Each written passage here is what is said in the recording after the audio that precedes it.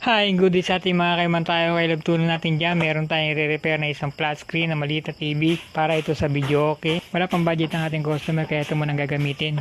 Kaya agad ko nang tinira, baka matira pa ng iba. At dito nakita natin na sira ng kanyang power supply.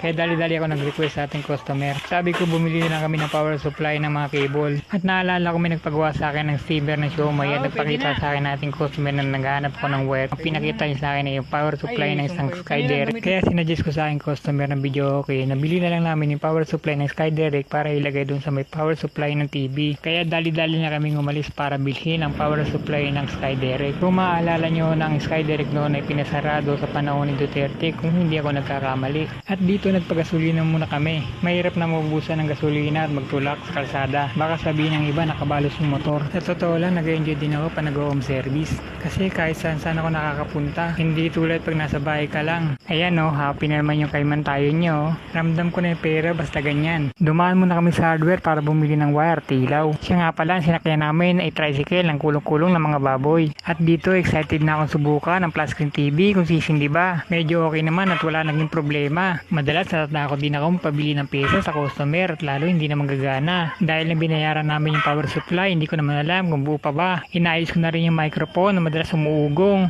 Ang madalas masira dyan ay ang wire. Nilinis ko na rin ang mga pindutan ng videoke. Madalas yan nawawala na ng contact sa isa't isa. Parang kayo ng jowa mo, meron na pala tayong singer dito kahit sinimulan na. Hindi ko lang alam kung siya ba yung maawit o kumakanta. Broken yan, kaya pagbigyan na lang natin. Sa sobrang liit ng TV, doon na sa harapan. Kaya bago matapos ang video, ako naman magpapakita. Parang tinamaan ako sa kanyang kinakanta.